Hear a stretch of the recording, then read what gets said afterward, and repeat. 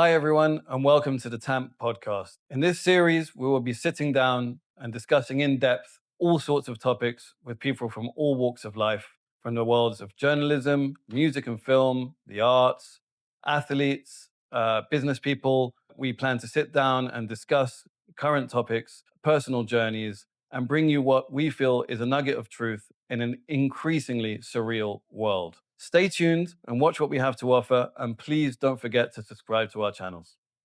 Okay, today I have a very special guest on the show. She is an entrepreneur, a fellow small business owner. We first met when she was an optician. She also is a rum specialist, a chocolatier, a hotelier, a wonderful mother, and a very dear friend. Lisette Davis, welcome. Hello, Dorian. Did you like that intro? It's wonderful. It's very good. It made me feel proud. You should feel proud. Yeah. No, I'm being serious because I often, every guest we have, I do research and I write myself like some sort of form of a script. And when I was doing yours, I was like, this. I'm like, Jesus Christ, how? Bit ambitious though. But how do you find the time to do it all? I think they are all passions and they all can be done at the same time. And they're all kind of connected apart from the optics, but it is science related. So I do love science and then everything intertwines with just the basic concept of how things come to be that way, how things work. So you think they all kind of link in? Absolutely. Like I use a lot of knowledge from optics in chocolate making. Really? Yeah, absolutely. Because you think about time, observation, all of those things. And then rum, same sort of thing. It's all science related. Again, it's observation, time, method, technique. They all kind of have similar ways to execute them. And having a child at the same time? Well, I think he's actually the most stable of them all because he wakes up and he goes to sleep at the right time, at the same time. And he sleeps through the night? He sleeps through the night. You're lucky. Yeah, I realize. You're really lucky. Yeah. Well, he's never been a problem. He's been really the most stable thing, Maurice. He likes his walks at a certain time. I kept him home. He didn't start nursery until he was 3. And so I think having him close and being able to cuddle him all the time gives him security so he's not scared. I think that long initial period with parents. Now, I have to admit, I know a lot of people can't do it. So Of course. I'm not saying, I hate when people say, oh, this is what you should do for your kids, Yeah. when some people have no chance. No. But if you have the opportunity to do it, because we kept her at home for 18 months That's before going. brilliant still. And we're really happy we did that. Yeah. And once we did put her in nursery, they were like, well, have you been teaching her this and that? No, it's just. Then that's what I find with Maurice. They're like, how does he know this stuff? And it's because he's around adults. He has become a critical thinker. He sort of understands how to reach an answer. He's always got me, Mom, how do you do this? He's a big Spider-Man fan right now. It's exhausting. Everything is. So I've got to play that with him as well. We've got to play. No, playing is fundamental. In fact, it's something which I think is missing today.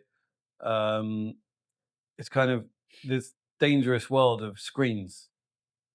And we can't even blame the kids because we're the ones that supply the screens.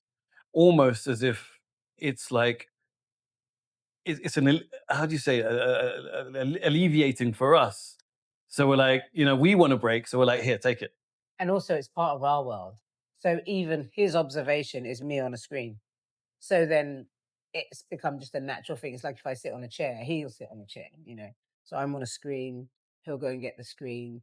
And it's very therapeutic for him. He'll just sit there and observe and absorb all these things. I have got some strict rules though. I only let him watch Sesame Street. I love Sesame Street, and I only recently found out that they're still making it. Oh yes, they are. I saw Adam Sandler on it the other day. I was like, my God, they're still making Sesame Street. Oh, so I'm so happy about it. I know, it's great. I love Sesame Street, and I was wondering, like, is there anything like it today? Because I don't hear kids talking about Sesame Street. Well, it's only on YouTube now, isn't it? Yeah, and then even YouTube is scary because he's like literally doing that. I mean, the reality is by the time he gets to a certain age, screens will just be like old school anyway, and there'll be some new fancy thing in front of his eyes. And Probably just be waving our yeah, hands be and like, like "Ah, stuff be yeah, moving pss, pss, around. pss." Can you tell me a little bit about your background and upbringing here in London? You're from West London, right? Yeah, so I am from the Windrush generation. My grandfather is. He's 92 now. Very proud of him. Should be. I'm proud of him for the things he's achieved as well. When he first arrived to the UK, there was a lot of odds against him because, if you think about it, the group of Grenadians that arrived were seen as different, and they had to assimilate. They came with skills, and I think there was like a fear of the unknown, like who are these people? Even though they were British subjects, it's like, are they cannibals? All kinds of stories. And there was a lot of hostility towards him. And so I think for that reason, growing up with that sort of Caribbean teachings of being strong and resilient and not taking crap from people is definitely in me. Also being very hardworking. The Windrush generation worked harder than all British people. What I'd say the Irish as well came to do, but they worked long hours. They didn't have much Well, I was rights. going to say, am I right in thinking they weren't even given the same rights? So they had to No, work harder no, for the that's basic right. rights that everyone else had. Absolutely, yeah. I mean, working class is working class, right? So all working class people were treated pretty crap. But I do think that of that, like, if there was a bureaucracy, the Caribbeans were definitely on the bottom tier of that. And then my dad's family are African, so they're from Senegal, and so my dad was quite unusual because he was living in a Caribbean community in Shepherd's Bush. It was all Grenadians there, yeah. And so I think for a long time, actually, he sort of like blended in and said he was Caribbean as well. He's kind of like the not favorite, like Africa. And so even within those groups, there were like tribalism or yeah. Yeah. Um, but yeah, so I've grown up watching my whole family work very very hard because it's expected when you come from a Caribbean household. It's like you can't be lazy. There's no excuse. You've got to be tidy. You've got to be clean, and you've got to make your family proud. And you're basically taught from a young age that nothing's ever going to be given to you. You got to work for it. Absolutely, yeah, yeah, yeah, yeah. And I think you do accept it later on. I think my generation are one of the first generations that be like, no, actually, we're all the same, and I am British, even though my culture or my ethnicity is Caribbean. I'm still British in the way that I process things, in the way that I think, in my contribution to the society as well. You mentioned briefly the Grenadian and Caribbean community in West Mm. London. I wanted to touch on this because this is something that momentarily we had in common. Because even as a white, half English, half Latin American, I Mm. was fully embraced by the Caribbean community in You West were, London, yes, yeah, I and remember. and I feel that really heartwarming. Yeah. And how important do you think is this community in London? And I mean, obviously, how important was it in your grandfather's period of time? And what about today? What I've observed is that there was definitely a strong community of Windrush people when my grandfather migrated here. He came and everybody met up at Paddington Station. They all helped each other to find homes because even finding homes was difficult at that time. Am I right in thinking that the two main hubs in London at that time was Shepherd's Bush and Brixton? If you were Jamaican, it was So Brixton. Brixton was Yeah, Jamaican predominantly. yeah. But Okay, the smaller islands settled in areas like Shepherd's Bush, okay. certainly Grenadians, like that was their place. If you wanted to find Grenadians, you go to Shepherd's Bush. And so, but also their door was always open. So I don't know, Mr. Dallow would arrive on the train in Paddington, and he knew all the people that were staying here and where they were staying. He'd get the telegram, he'd go, and he'd have a bed. And they'd try and set him up with work and show him the ropes and be like, you don't do this, you don't. And they also had their little saving schemes, how they saved monies to buy homes because banks didn't lend them money. So that community was so tight, that first generation of migrants. What happened with the next generation, which is like my mum's generation, is that you found that because of the assimilation, things were a little bit different. Different how? The community sort of like dispersed a bit. There was less trust. Okay. I think people started thinking in a very British sort of way because if you think of the industrial movement, during that time, British people kind of weren't very family orientated. So they picked up that side of it, like, oh, fend for yourself. It was very factor. And that's what I was just about to say. Was there maybe an element of the fact that it's second generation, the community was not so necessary in the Mm. survival? So they Um, didn't need it to get by so much to pay that, as you said, to the access money. Because now the second generation actually has a bit more access than the first generation had. I think it was a perception, but it wasn't real. I feel like the second generation were labeled a lot. So they had a lot of labels and they had different vices. So the first generation brought a lot of alcohol and they drank a lot of alcohol, and that was their vice. Second generation now had drugs, gambling, much more easier access to that, and less community. So I think when you have community, community kind of keep things in check. But now all of a sudden you'd be like, I don't need to be in this West London. I can go to East London. Well, because when you have a community, you often have heads of the community, Of right? course, And yeah. if you've got no community, you've got no head No heads and no one to be accountable to. and no role models. No role models, so there's a lot more single parenting. My grandfather's generation, that did not exist. You stayed with your family, the man as well as the woman, until the Yeah, very but end. that's not necessarily a good thing. Yeah, I mean, everything comes with its pluses and minuses. yeah. Uh, but it all led to community. I definitely wouldn't say that it was the best thing, but it all kept the community gelled. So everybody had their place, did their thing. They'd do laundry together. They'd share bills, and so that way economically they could help. And maybe yeah, in my mum's generation, um, she didn't need help with her laundry, for example, but with education she did, and it wasn't very accessible. And as I said, there was lots of labels, so the disturbance of the class. So if you think she's thinking in the way Caribbean people are, a bit laid back, hey, Yeah. shouting, bit Italian in that way, very Well, animated. my partner Rafa, with the Brazilian side of things, she shares that Yeah, yeah. So that view. I think when you're merging into schools and you still got those qualities about you, it's a Yeah. misunderstanding. Yeah, But I mean, it's kind of what you're describing is almost like a distancing from community. But I think it's kind of just the way of the world right now. Like, I absolutely. feel really lucky that I've got my parents, they're both still Yeah, alive. I've got my partner, I've got my baby, yeah, because I look around and I see so many people don't. yeah, There's a lot of talk about how difficult it is to find a partner today. I hear this a yeah. lot. That's a real thing now, Yeah. isn't it? It's almost as if everyone's just living their own life, looking out for themselves, and have lost the ability to coexist, which is exactly what you're Yeah, talking about. Community is yeah, coexisting. yeah. Maybe as a third generation, it's got even worse. And I mean, my partner's from Grenada, and so we understand each other with that. I lived with him in Grenada for 12 years. So I understand his culture. He's learned mine Oh, so he's not lived. How long has he lived in England then?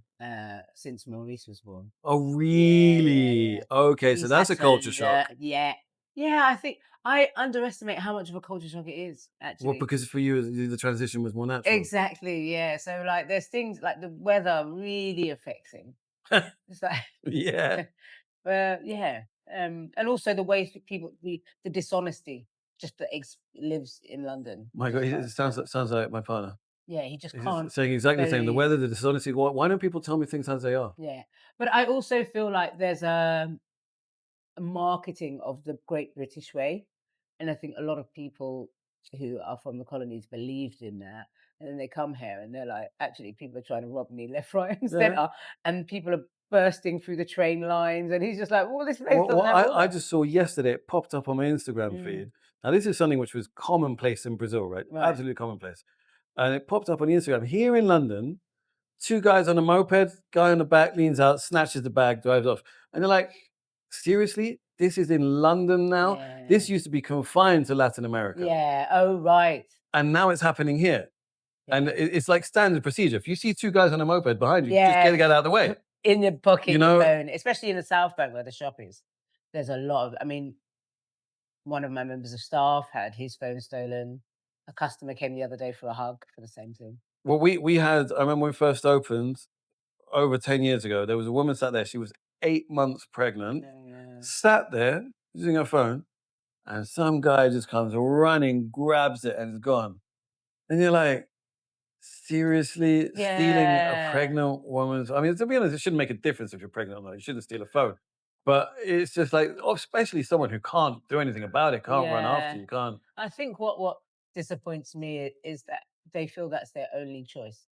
Like things, either you're so greedy or things have got so bad that you're willing to risk your freedom for a mobile phone. Like that says a lot to me because in my generation, I don't think people would consider their freedom a huge, valuable asset to their life and they wouldn't do it for a phone. I think some of the younger generations, their parents have got problems, just alludes on to them and we've I never fixed it as completely agree well. with you. Yeah. But growing up in West London, it changed when I came back from the Caribbean. Oh my God, I couldn't believe it was the same area. People, drug addicts in telephone Well, we've got a boxes. mutual friend whose son got stabbed. Do you remember that? Oh yes, yeah, yeah, yeah. I don't want to say his name on Yeah, no, air, I know, but yeah. and how Yeah. old was he? He was Young. maybe 10, 11. Yeah. Oh God. I mean, thank God he's all right. But Yeah. I But mean, with all of that said, I still feel like there are some really deep, meaningful relationships in the UK, like me knowing you.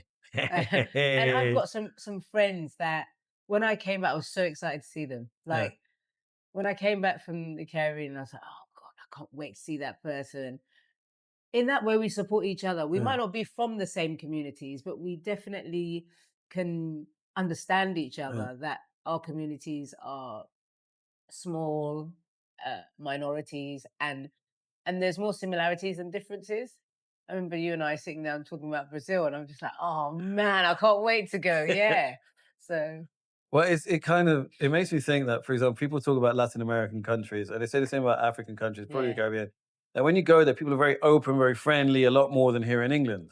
However, to England's defense, what I will say is that I think in a lot of these countries, just from my own experience, that initial massive super friendliness is limited to an extent, Yeah. right? I'm I glad think you say that. you know what Yeah. I'm getting at, right? Whereas here, you actually make deeper relationships. So here, the Absolutely. people are more standoffish at Yes. first, but the relationships that you do build are far deeper I absolutely than the agree. like, hey, let's have a beer over a fire, which is Yeah. great, Yeah. but it's not the same. It's definitely not the same. And I feel like of the friends I have, even in the shop, I make friends in the shop. Like, there's people I'm genuinely interested in what they're doing. They're genuinely interested in what I'm doing. And it's not superficial. It's like we'll have a chat and then I'm like, sorry, I really got to go Yeah. into the next person. But yeah, I find a friend in many people, Yeah. and even with all the division that there is, there's so much togetherness in London still. And yes, the internet does disturb that a little bit, especially on the dating scene. I would not know, and I Well, don't that's think. what I've heard about. Obviously, I'm not in it, but I don't know. Yeah, But I do hear give people are me a high five. struggling. We're not in that. I do not want to be in I don't that. want to be in that either, but I hear No. people are struggling in it. Yeah, it's awful. Like I've got friends in it, and it is not good. Wow. Yeah. So yeah, I'd say we're very Yeah, fortunate. we are. Yeah. Let's talk about optometry because when I Yeah. first met you, that's how we met. Yeah. How did you get started in that? Phew. I was young and I was looking. I think I was in secondary school or just finished my A levels. Can't remember which one. And I wanted to do a science based course, but I didn't love chemistry. I didn't have all the titrations. Found if you didn't have a good chemistry teacher, it's complicated. Whereas biology was absolutely my jam, and in some ways, so was physics. I think the later part of physics became very difficult for me. It became more maths, but I loved the concept of physics and understanding how things work. And so I went to see a careers advisor, and I remember saying, "These are the things." I was quite specific. I was like, "These are things I like. What are the careers in there?" And she was really helpful. And she was like, "Right." I remember pharmacy came out. I was like, no, I can't do that. Don't like chemistry. She's like, oh, you don't like chemistry. And there was a whole list of things and dentists. And I was like, oh, smelly breath. I don't really know if I could deal with that. It's not the cosmetic dentistry Yeah, that we're in now. It was like teeth, yeah, yeah, like British teeth. yeah. And so I thought, no, don't want to get really dirty. And then she said, what about optics? And I thought, ooh, yeah. And at that time, the optician world was going into fashion eyewear. And so it was actually quite interesting because before it was all NHS glasses. But literally, when I was looking into it, Emporio Armani started doing, or Giorgio Armani started doing glasses, and Yeah. Calvin Klein. And people were actually wearing glasses like a fashion Yeah. accessory. And I loved that because I really liked fashion anyway. So I thought, ooh, maybe I could go into that. Um, Finished my, I think GCSEs, went in to do my A levels, and sort of kept that in mind. I did a couple of, I worked for a small independent, just like doing filing, clerical stuff. And I actually realized I enjoyed it. I enjoyed the professionalism of it. Do you know what I enjoyed? I enjoyed the fact that people on the other end of the counter respected me, respected, just respected me as a small, like, telephone answer. I was Yeah. like, "Hello." They were like, "Oh, are you cute? And you fit so well."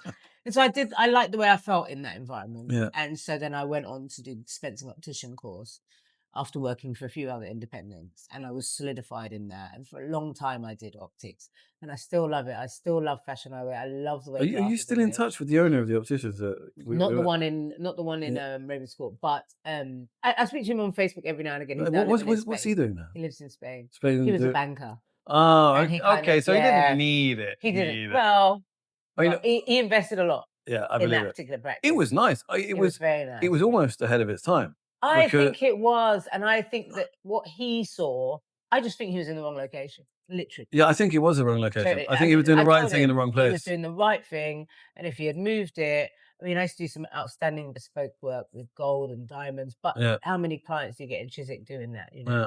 they might be middle class, but they're still working. Well, that's where I first came across Dita, and Yeah, yesterday I just sold my pair of Ditas on eBay.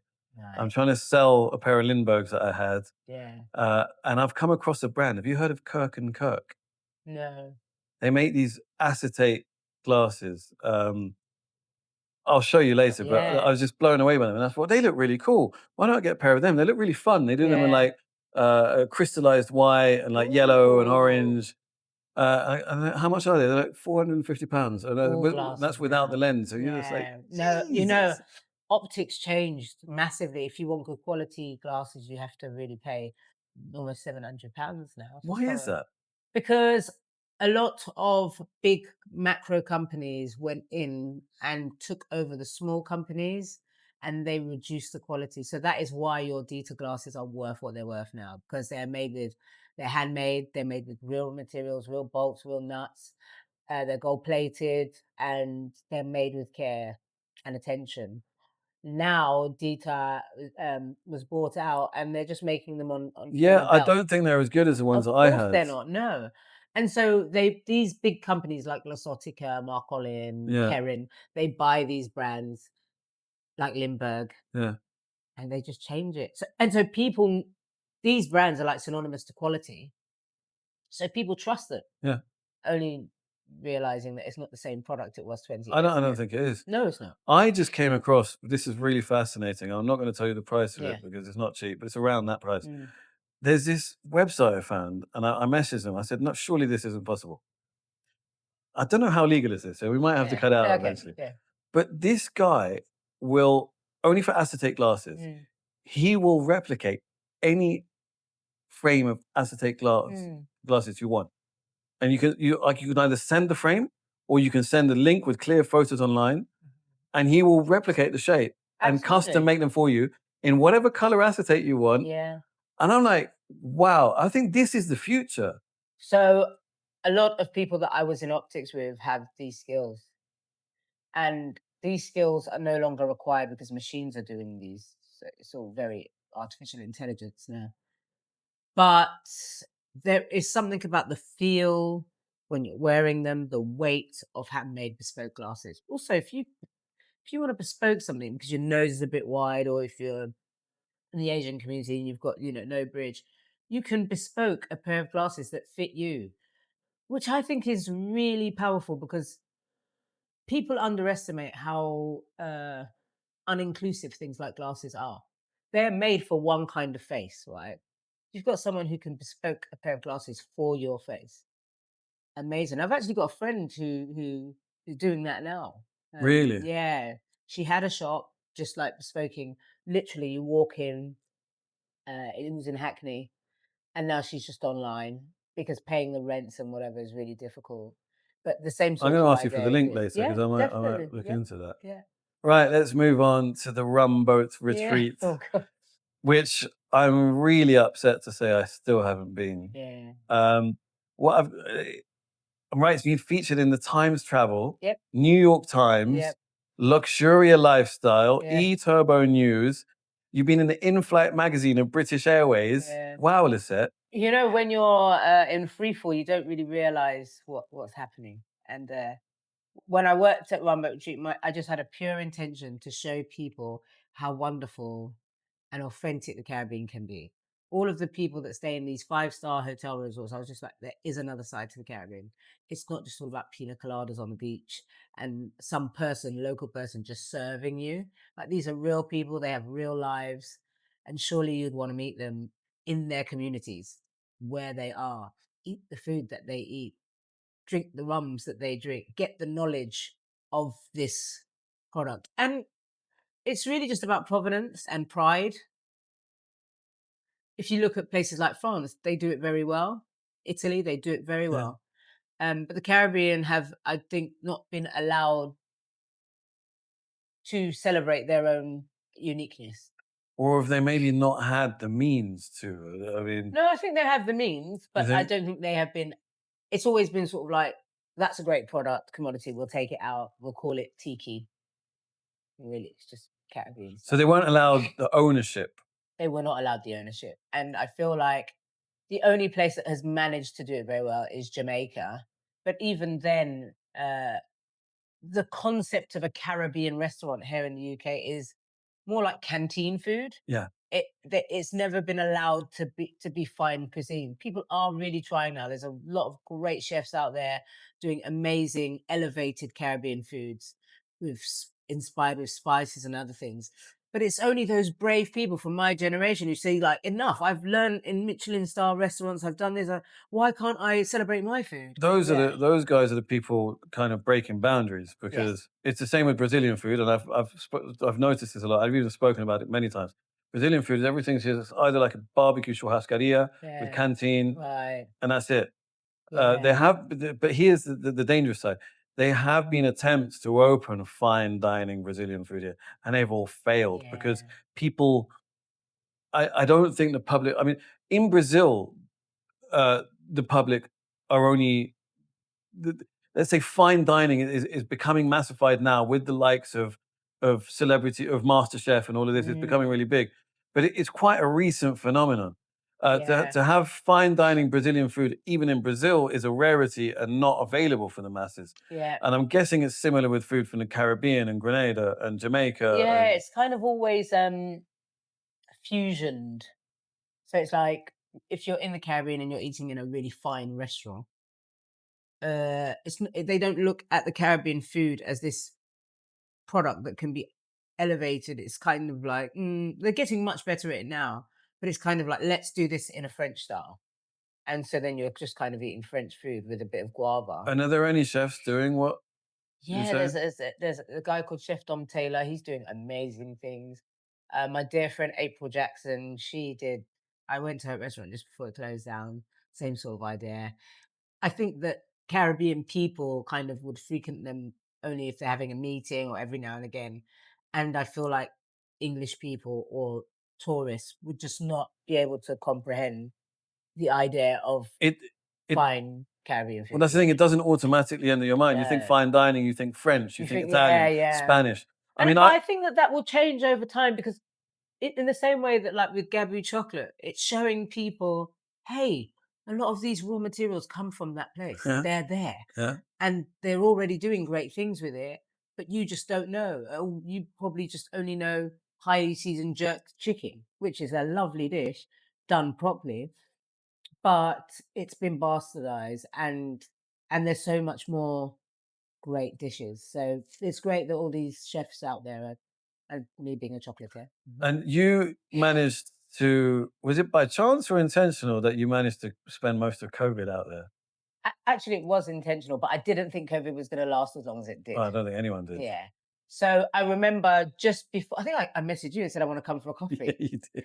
Um, I I was here in London with my mum. I came for a week on a BA flight, and there was all this hullabaloo about COVID, but I also think I got it. Well, I know I got it, and I was really, really sick.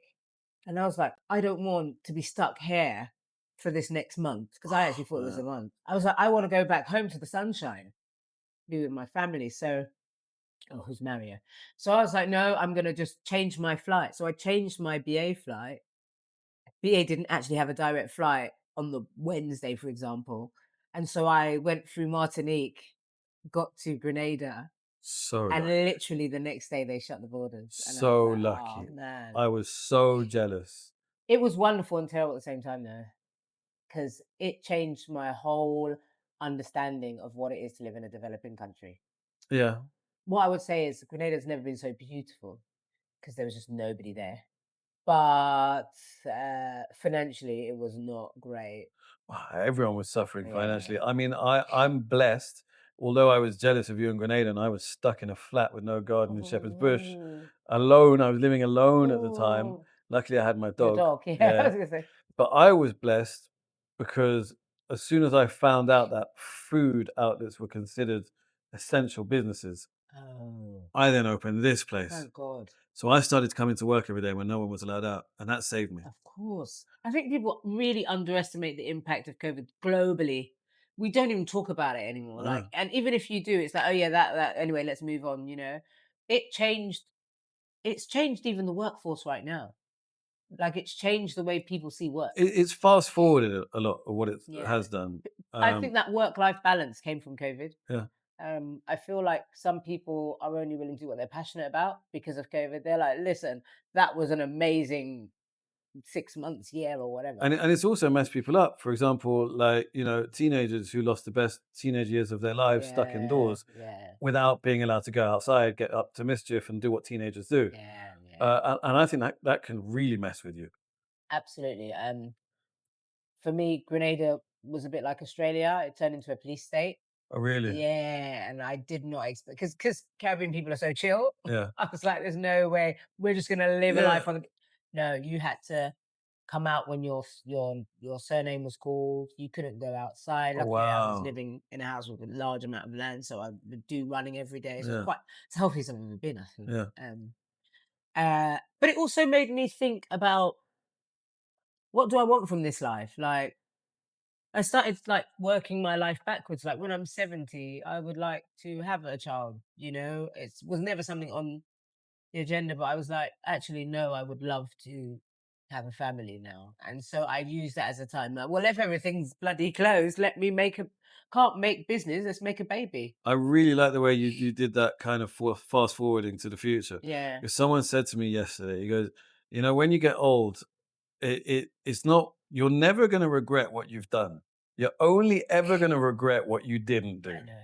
And that is literally, COVID allowed me the time and space to think about what my life would look like because my money was depleting as well. I was like, oh my God, you think you got everything worked out. And then you kind of realize, hang on a minute, actually, it's quite the opposite. Things are not, anything could change at any time. I've invested so much of my life, myself in my business. My business is gone Yeah. overnight. Like, I'm now, yeah, it just made me think, like, okay, when I'm 70, what will be my story? And also, my partner really wanted to have kids. So I was like, okay, yeah, let's do it now and let's see how we go. And so that brought me back to London because the business wasn't looking the same. There were no tourists. But it's still going, right? So it is still going as a concept, but we are redoing the property. Okay. Yeah, so we're redoing the property, moving it closer to the town where I think more business is, and we're changing the way things are done a bit. I'm very good at creating these businesses that take all of me. And I think cafes are one of those things. Like, what the hell am I doing? uh, You don't have a life. Um, and the same thing with hoteling. You just don't have a life. yeah, It's 24 hours, it is. and people. And the return's not big. The return is awful. I know. I meet people in tech. Imagine if you and I, imagine if we worked the same sort of hours we did In tech, in tech or in banking.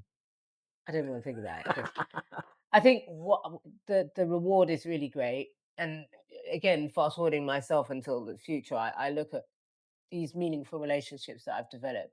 So many. I only need enough money to survive and leave a little bit Yeah, something for my kids. yeah, So, yeah. I get that.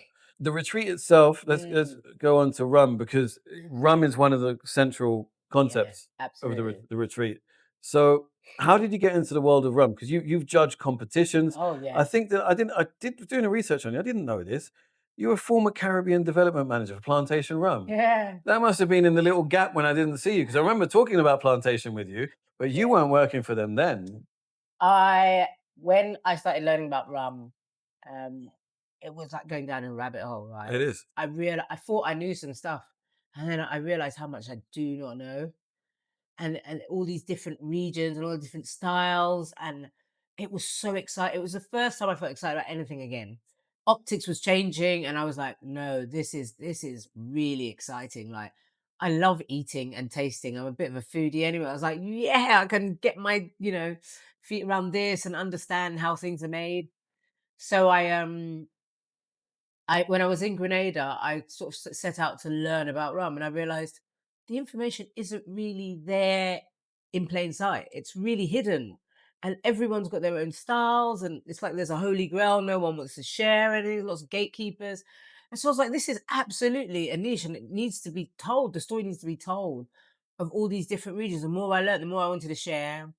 And so I did that. I opened Rum Boat Retreat. I realized with the guest house, this is what the guest house is going to be about. It's going to be about people coming and learning about the food, learning about the culture, and learning about our spirit, which is the rum. I then traveled. I decided when I came to London, I'd go to France, look at some of their styles. I'd travel to Bahamas. I traveled so many places. I love this quote that I found here. You're gonna love this. The first lady of Grenada rum. Yeah, yeah. Well, like That's people would be great. like, "What are you doing? This is a man's world," you know. And I was just like, "Listen, where I come from, people talk about that time it was Belvedere and Oh, but Grey Goose. I didn't read it in terms of the first lady. Yeah, I read it in terms of the first lady, as in like the first the one to do it. no, No, that's not how I oh, read like the it. president. Yeah, Yeah, that's how I read it. yeah. That Actually, so you know what? I just realized I read that totally different, didn't I? no, but that I think that what you're quoting from is what they meant. Yeah, Yeah, so yeah. I read it differently. But Interesting. it was like a double meaning. It was a double Yeah, entendre. It's like I'm the first because I lady. thought like this presidential Lisette with Yeah, the yeah. in the world of rum. Yeah, in a way, at the time that I started, I was like, there weren't many women in it. There were women who were distributors. So they worked for Diageo and big companies, or they were like a few master blenders. There's nobody like flying the flag of rum as a spirit. And actually, when you think about rum as spirit, it's Caribbean. There's not really many places. I mean, there are some Filipino rums, but rum is essentially started its story in the Caribbean. So tell me, because I don't know this. Yeah. I know the rums I like. I know where they're from, but what differs from island to island with the rums? How does the rum differ? Oh, yeah, that's another podcast. You But reckon? yeah, absolutely. But basically, there is production, different forms of production, different We talking about the soil, stuff like the that. terroir. That's one thing. Yeah, But then also like the way that it's distilled, the style, the kind of vat or distill that is used, and then also the way it's blended, the heads, the tails, the machinery that's but used. does each country have like its own Yeah, kind of style. style? Yeah, Yeah, like Jamaica has their they got the style. overproof It's stuff. really well, yeah, but also they've got like a really funky, strong flavored rum. It's like the blue cheese of rum. We used to call it in plantation. Yeah, it's really it. You can see that about Jamaicans anyway. They're quite loud, bold, and confident, and that shows in their rum as well. Their rum is whenever I like make a cake, you use Jamaican rum because it really does stand out. Grenada's rum is like the people as well. It's very varied, very apologetic, very polite. There's a few different styles. There's Rivers, which is all cane juice, very punchy, very almost like the French style. The French islands have their style. Spanish areas have their style, quite sweet and Seems like other. Venezuela's got a really good rum, Oh, hasn't it? excellent one, yeah, yeah. And then you've got the British colonies, which generally use molasses. But people are also experimenting with different things, and judging it was fabulous because you try all these different styles. I remember when I started agricole, which is a French style, I didn't really like it. No, I love it, and it's that that sort of taste of you now understand what you're doing so you can appreciate it. It's only after doing that you get that experience. For example, with coffee, um, an example I often give with for example tasting coffee. I'll generally drink a filter coffee now, especially if I Yeah, I go saw somewhere that. and if I want to really experiment, special origins, special beans. Mm, I'll always order it in filter because that's where you can pick up all right. the intricacies and delicacies. That is because I've been drinking filter. My palate is trained. For example, my in-laws, I'll go to Brazil and I'll make them a filter like I do here, and I'll go, "Pff, Yeah, this is like tea. yeah, I can't yeah, taste anything." yeah, yeah, So basically, getting involved deep into the world and just practice and practice and practice changes your palate and yeah. changes your perception. Absolutely. You become educated. You begin to understand the different notes, what they are. You know, the tannings, the dunder, the aggressive end to it. What is that? You know, you begin to understand the bricks, rum with sugar in it became such a thing. Everybody was like, we want sugarless rum, and yeah, you But just what is? Let's go to basic. yeah. What is the makeup of rum? What are the main ingredients of rum? Any Basic, basic, product basic, that's basic. made from sugarcane or its derivatives. So molasses, sugarcane. Yeah. So, what then is the difference between a rum and a cachaça?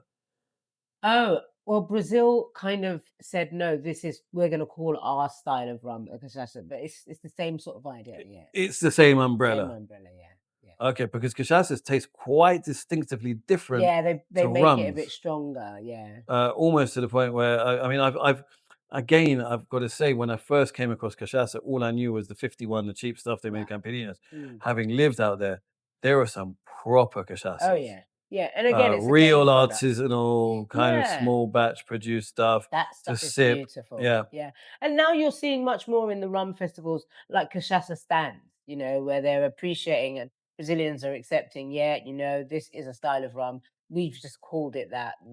It's our region and this is Yeah, what you've got we got to do everything Brazilian, yeah. haven't you? Got Yeah. the samba, right? Chocolate. Yeah. It's my when I was in the world of rum, I found chocolate. I started doing these tastings, these pairings, and when I was doing these tastings and pairings, I was looking for all these different styles of chocolate. I couldn't find them living in Grenada, and so I decided at the time my friend Mott had this chocolate factory, and sadly he died. And I remember thinking, oh, you know what? I'll just do some work pro bono and learn more about chocolate. Where better to learn it than in the factory Where was this factory? in Grenada, Yeah. in an area called Hermitage, and they were the first treat of our chocolate in the world, actually. So I didn't realize how big as like this guy really was. He was way ahead of his time. And so I went in there and I saw all of Mott's like ideas, and I was really, really inspired. I was so saddened, much more about his death, knowing that he could never explain it to me. He did have lots of things written everywhere. He was a bit of a nutty professor, but I could see this guy really wanted to take chocolate somewhere. He was really against using milk in products, understanding what happens to animals and cows and how milk is produced. So he all of his products were completely vegan. But it meant that his product was really one dimensional. And learning what I learned from him, I was just like, you know, maybe I could make different styles of chocolate, still keep that philosophy. But when I'm pairing it with rums, I can have differences, different terroirs to work with, different styles of rum. And so I set out to do that. Yeah, and that took ages. That was like a decade and a half just learning. At least 20 years ago, Mm, I went to Barcelona, and I forget what the area of Barcelona was, super trendy. right. All the little back streets, the alleyways. And I found this bar in the basement. There was almost no one in there. So there was a rum bar. I thought, oh, I love rum. I'm going to go try some. And they gave me a menu with the rums, and alongside came a pairing chocolate for Yeah, I each love rum. all that. And they would give you a chocolate per rum. And I was like, that's amazing. Yeah, I used to do that at Rum Boat Retreat. I Yeah. used to make chocolates specifically for rum. And I did these tastings and pairings for mega yachts and the tourism board. It really became a thing. And I realized I'm getting very good at it, especially like understanding the tastings, understanding the chocolate, what makes Grenadian chocolate different. Then I'd like kind of go further afield and try other chocolates and yeah.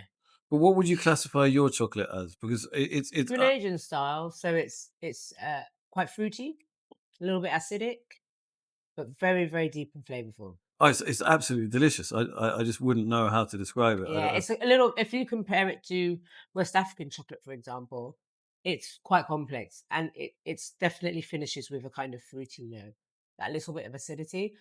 If you think about it this way, fruit and nut is a big chocolate because it's nutty, but it's also got these dried raisins in it. And I always say Grenadian chocolate is like that without the added nuts and fruits. And how do you decide kind of what flavors you're going to do or what Mm. chocolate you're going to develop? You just whatever comes out. Do you have like a Sadly, I notepad? am Do you have like a very notebook? emotional. Yeah, I write. Today I feel Yeah, like strawberry. now I'm really like really involving the team. I'm like, guys, I've had this dream and this idea. Now I want to develop on that. And recently I made one with Domino's, a local, yeah, a Oh, I local. saw Did that you see? one. That looked My brother called me and was like, "This is amazing. the best chocolate I've That's ever had." really good. Now, well, hang on. Yes, That bar that you made for Rafa yes. was insane. Oh, fabulous! No, no, no, no. When I say insane, my God, it was like, if a kid's ever had a crunchy, Yeah, it's your dream yeah, crunchy yeah. with just like the best ingredients and massive. It was huge. It was like a kilo of chocolate, but it was also the honeycomb was made with fresh honey. But that So honeycomb was out yeah, of this yeah, world. it was really, really intense and flavorful with great honey from Grenada, and then the Grenadian milk So chocolate. you made the honeycomb. Yeah, yeah, yeah, yeah. Of course I made the Man, honeycomb. it was wow. Like, I'm But never that's gonna the forget thing, it. like you use pure ingredients, you're intentional, you understand, provenance, you understand area, regions, terroir, and you get some really unusual. You collaborate them and you give it to people, and they're like, okay, I've had that before, but I've never had it like this. Do you have an online shop? I do, yeah. There's gabuchocolate.com, and we're Plug, we're plug, constructing bits of cameras, Gabu it. chocolate. In fact, going back, I missed the question back. Yes. What does Gabu mean? Right. So when I set out to start this chocolate company, my intention was like, hold on a minute. Chocolate couldn't have just come from European settlers here because in Grenada, growing up as a child, we always drank cocoa tea. It was just part of like Grenada, especially Christmas time. You'd have cocoa with spices, a bit like how Latin Americans do it, right? The Mesoamerican style. And so I was like, it couldn't have been the first time that chocolate was brought into this region. So I went down in my rabbit hole as usual, and I was like, right, who were the first people that were living here? They were Caribs and they were Kalinago people.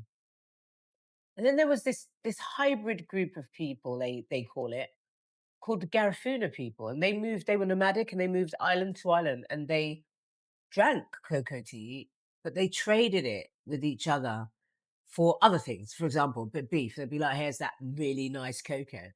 And so it was more of a commodity and they drank it. It was very bitter, like coffee, like black coffee, but it gave them a blood rush and was very good for lactating women. And so it stayed and they kept trading and drinking that. I was fascinated by these indigenous people. They were later on when I think the French used them to help them fight the British in a war, and then they threw them over a cliff. And those that survived ended up in Honduras and Belize and Guatemala, right? That sounds insane.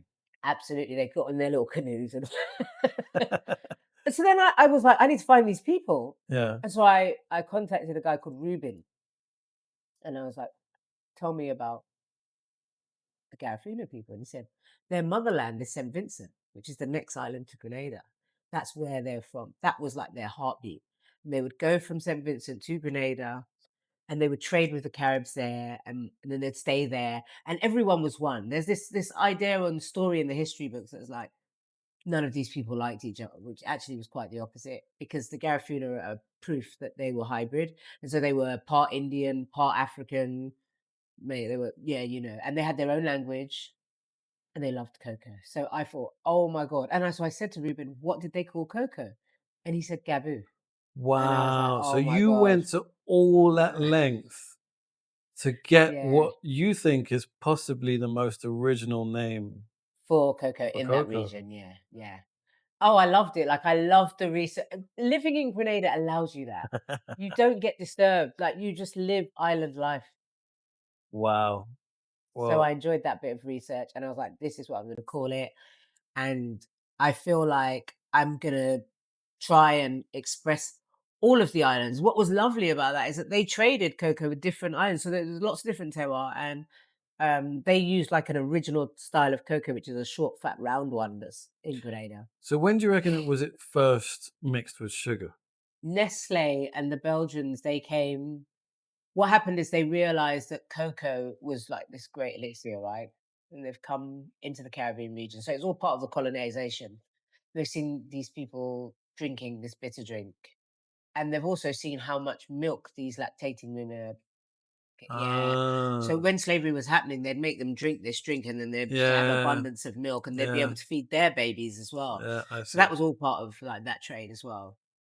I think there was this guy, I can't remember his name now, but he was British. He brought cocoa here and they were like, that thing is too bitter. No, I know you say it's good for us. A bit like acai, it's like Yeah. a flavor you don't know. Yeah, well, that acai that people eat today is full of sugar. It doesn't Right. taste anything like So that's the the same original thing. acai. Remember, they found this thing called sugar and it was like a miracle thing. Like, Yeah, oh my, people had rotted teeth yeah. just to show their wealth. Like, I could afford this thing called sugar. And so I remember I think it was Mr. Nestle eventually decided we have to give this to our women. And they were dispensing it like a tablet, Wow. like a little piece of this cocoa. And they were saying to ladies, take this and you'll be all fine. You'll be able to produce milk. But the women didn't like it. So then they mixed it with milk first. And they found that they could deal with it like that. And then sugar came a lot later. Yeah, Yeah, yeah. And now the rest is history. Now, yeah. but raw cacao's a thing now. Yeah, it People, is. It is. yeah, Raw cacao chocolate bars. yeah. Gotta be honest, I'm not the biggest of fans. It's because we're British, Yeah, and we grew up with dairy I milk. love the concept of it, but then I was eating, I was like, I really want to like this, but I don't. I You was gonna know? say also it depends on the 100%. Like the 100% from Grenada is really, really good. Yeah. It has got flavor. It has got the absence of sugar. It has got some bitterness, but it is palatable. Like you can eat it. But I've had some single origin dark 100% chocolates that taste like dirt. Yeah. It's really bad, and I'm like, yeah, yeah. I'm like, who eats this? Yeah. So absolutely, I think you find your origin and you get right into it. Dominican Republic are doing some good chocolate. Peru as well, really nice. Lots of really complex flavors It's in it. all the same places that make amazing coffee. Dominican Yeah, Republic makes great coffee. yeah. Peru makes great coffee. Their soil. It's almost they go hand in hand. I think they don't over farm. Yeah, The Caribbean makes excellent chocolate because they don't over yeah. farm. Jamaica, great Yeah, coffee. great chocolate. You Yeah, know. great. It's a very small niche again. But when you look at West Africa, sadly, because it's over farmed, the soil is depleted, and the people making it, come on, they're not really happy, are Yeah. they? You can taste it. Well, this is a great segue into the next section I want to Sure. ask you because I was going to say I was going to ask you about the difficulties that any of your businesses are facing, Huh. particularly chocolate. But I'm referring to in particular because I know coffee prices have gone through the roof right now, and I know cacao has too. Because when I read the news, I'm always keeping an eye on coffee and cacao. It's gone up 300%. It's insane. What's gone up 300% is the really bad stuff from West Africa. So the single origin stuff was always overpriced anyway. It wasn't overpriced, but fairly Yeah, priced. yeah. So because it was always fairly priced, the percentage that it's gone up is not gone up That's 300%. exactly the same as what has happened in the coffee world. Right. Okay. There you go. So the mass coffee, the C market coffee, as Mm, they call it, price gone through the roof. All coffees have gone up, but the real high end coffee, yeah. the percentage increment is less Yeah. than the commercial grade stuff. Yeah. And so that is what saved me. In February, I went to Grenada. What devastated Grenadian cocoa though was we had a hurricane last year, Yes. June, and we lost a lot of trees. And cocoa is coming back, but it's very slow. So now you've got scarcity in the market. It will, like in 2 years' time, it'll be fine, but hopefully we don't have another hurricane. You know what I mean? Yeah. So that is what. So at one point we were getting a lot of DR chocolate, which kind of saved us.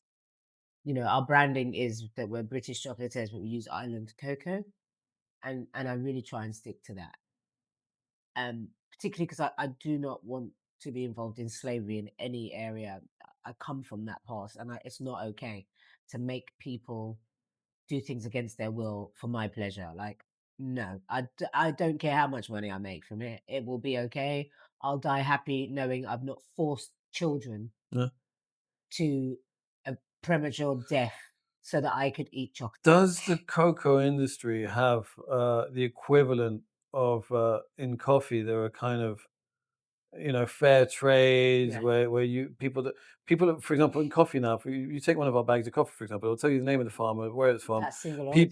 People Yeah, now want to find this stuff out, right? yeah, that's Is that the great. same in Absolutely, yeah, cacao? yeah. Not as detailed as coffee. I think because the coffee industry is protected somewhat by lots of small producers. In chocolate, you've got these big houses, Calibao, there's so many, Cargill, these big Belgian houses. They've founded themselves in slavery, and I always say how things start is how they perpetuate and continue that way. So chocolate's really found it hard to give an honest business model, a fair business model, which is why people just don't care because they're like, oh, there's slavery in all of it. So what am I going to do? And if I want to have an honest piece of chocolate, it's going to cost me a mortgage. But it is getting better. And there are so much more revolts. People are just, kids are not having it. I think the policies in Africa are becoming better, and so and there's like international courts that are taking these big companies to court and making them accountable because they had like a structure and a Well, that's what I was way. going to ask you. Yeah, Exactly going to ask you that very question. Is there any accountability? yeah, they have this structure and way of like making sure they're not accountable. So like they have these brokers who are on the ground with the slaves and they buy the chocolate from these brokers. So it's like But we you're don't know talking about anything. modern day slavery. Yes.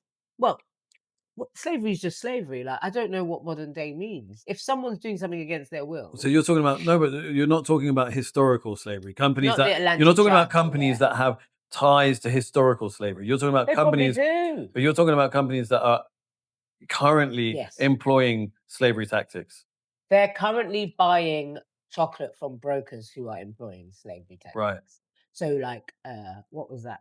Tony's Chocolonely. Oh Yeah. my God, they got outed.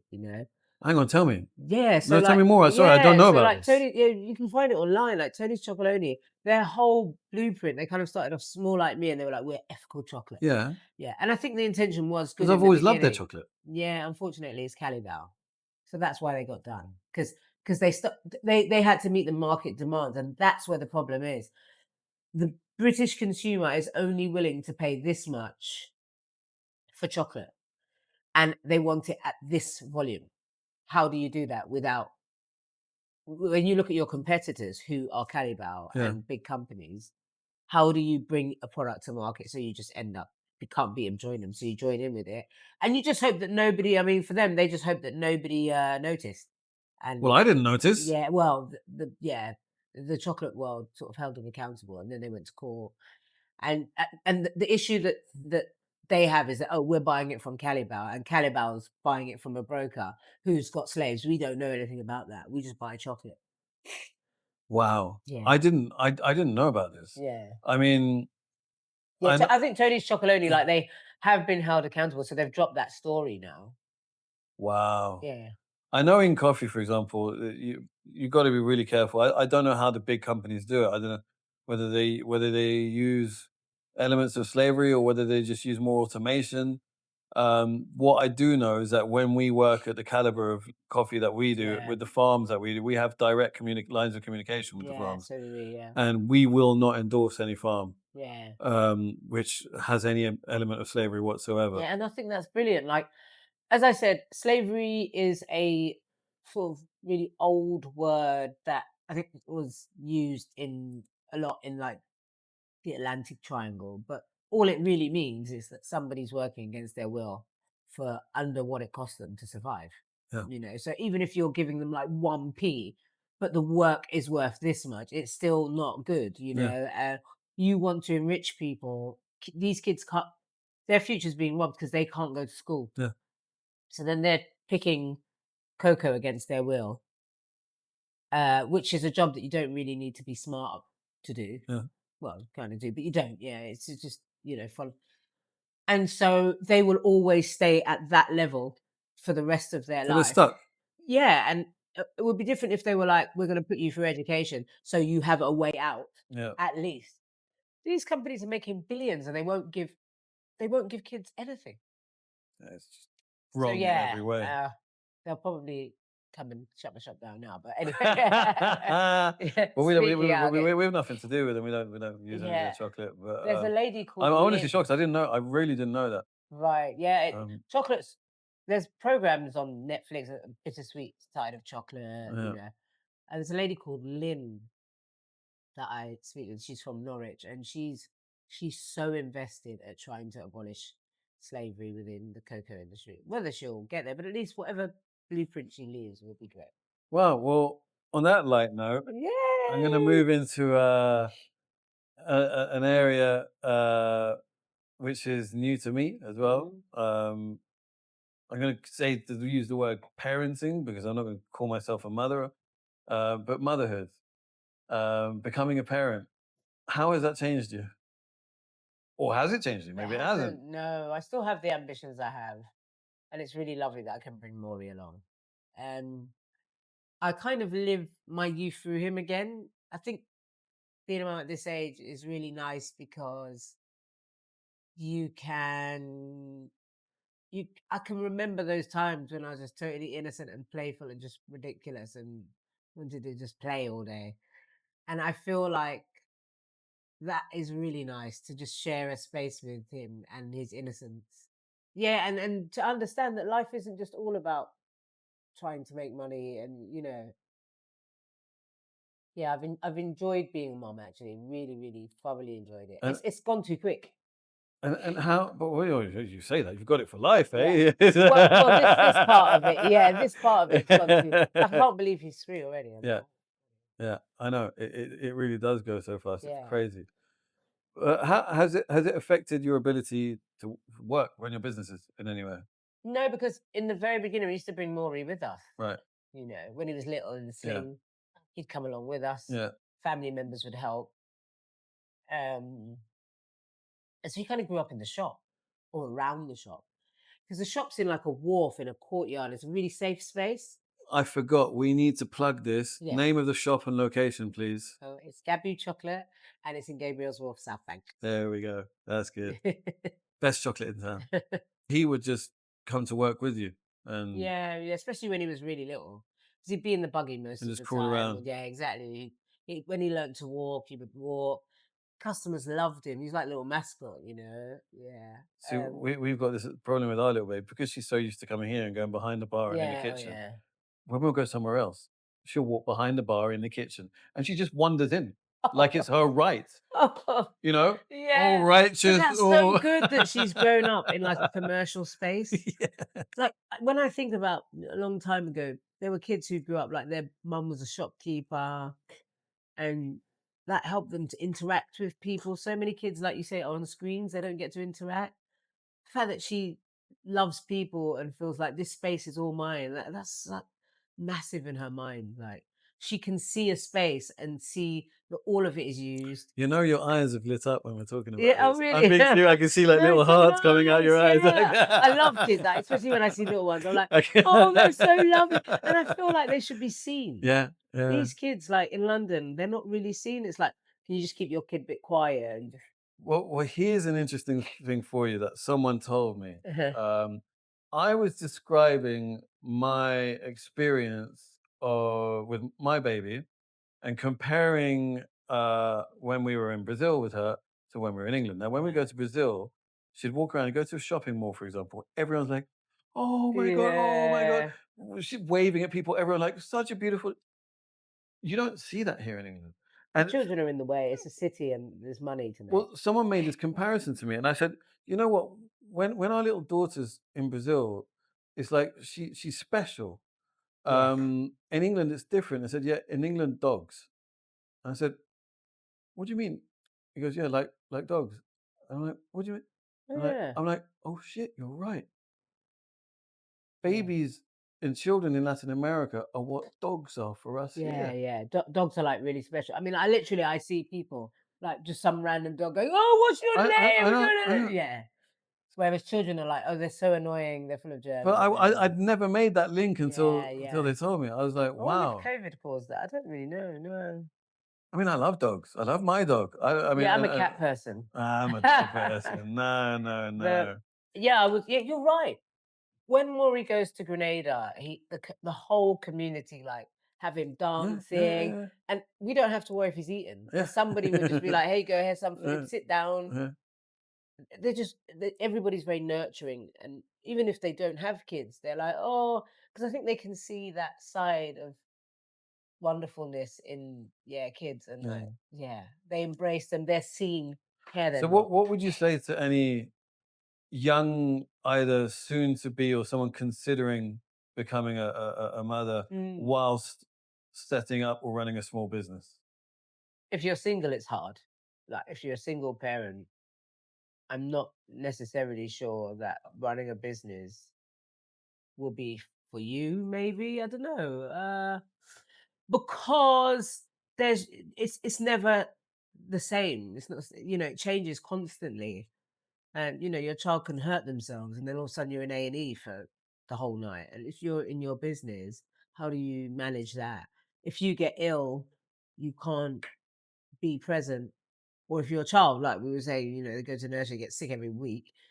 Every week. Yeah, it requires, I think, It co-parenting, requires a support network. the support. Yeah, if as long as you got support, I think you'll be all right. Yeah.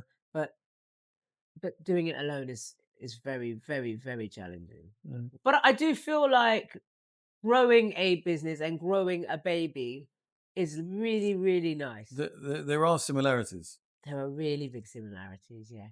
And and you've also got to balance it. You've got to make sure that you give your baby the time. Sometimes I find myself like so engrossed in an I email, know.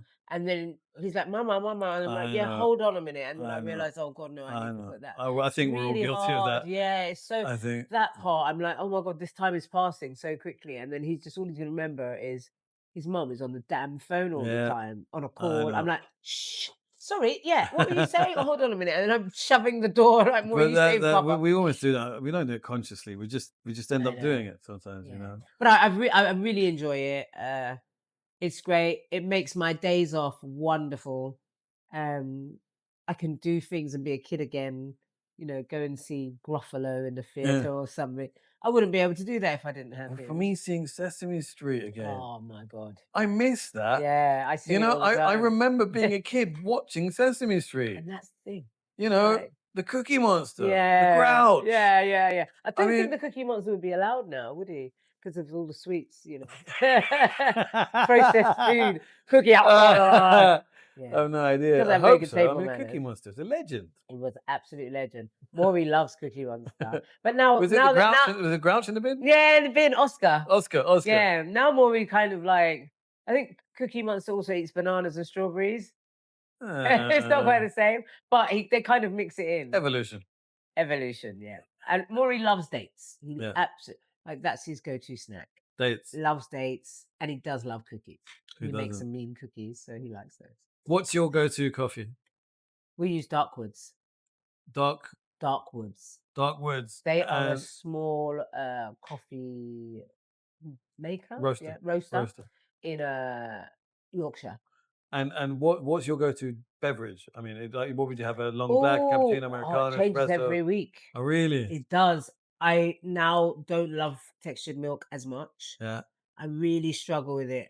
I just find there's too much milk. yeah, I do like an americano with a splash of milk. yeah. Espresso's a bit too much for me. But yeah, I'd say an americano. Yeah. The filter coffee actually, we bought a hoop because I saw you and I Oh, was did like, you oh buy yeah, a hoop? Yeah. one of our staff members, James. I should hoop. I need commission from that. Yes, James was leaving, and he's our. How do you find it? It's lovely. I really enjoy It's great, it. isn't it? It's really good. And it's good because you can set it up and leave it and keep doing That's other stuff. amazing. Yeah, yeah, yeah. Some of our drinks take a while, like the matcha. And Yeah. it's just like takes time. Have you found yourself a new matcha supplier No, yet? you gave me more I know, I've still bonbons. got, I've Yeah, still got it. you Yeah, sort me out I'll with tell that. you a bit about them later Yeah, on. we were using a Japanese brand. Which one? Genki? No, it was proper from the Japanese shop. Well, raw bonbon is proper Oh, okay. Japanese ceremonial grade. Okay, yeah, It's seriously good. we got it from a Japanese shop. Yeah. But what happened is there's been an explosion of matcha now, I and know. so it's been hard. And for a them lot of to get it. suppliers are not taking on new clients. Yes, that's Um, what happened with that company. Yeah. So the raw bonbon has been a The godsend. matcha's gone through the roof here. Yeah, we only do a mango matcha. Well, we do the acai matcha. I know. Can I have one, please? Yeah, do you want one? I'll make you one. Yeah. Yeah. We have soon to be a new addition to the shop, which not even you are aware of. Acai soft serve coming. Oh my God. Yep. Fingers crossed we might have it up by the weekend. I'm not sure. Oh God, I'm really excited about Yeah. that. Especially at this time of year when it, like, I notice when it's too hot, Yeah. ice cream doesn't sell. Like, you know, when it's 32, No, it doesn't. But we do a snow cone, which is a very Caribbean Yeah. So what is shaved it? ice Okay. with mango, passion fruit, and white Nice. chocolate on the top, Nice. and that sells a lot. People Nice. love that ice. Oh, that's what I was going to say about your web shop. Because you said you do have a web shop, or you don't. Yeah, we've got a web shop. We're constantly adding new products. But if someone went onto your website now, Yeah, they can would be go able to and buy all absolutely, chocolate yeah, and be able to yeah. get it sent to their home. Yeah, we do that. And also they can Instagram us if there's something that they experience in the shop. And yeah. Amazing. Oh, I can't wait Lisette, to have an well acai done. matcha. Yes, please. And the Amazing. soft serve is next week, baby. Hopefully, fingers crossed. Well, that's a reason for me to come back. Amazing. Yay.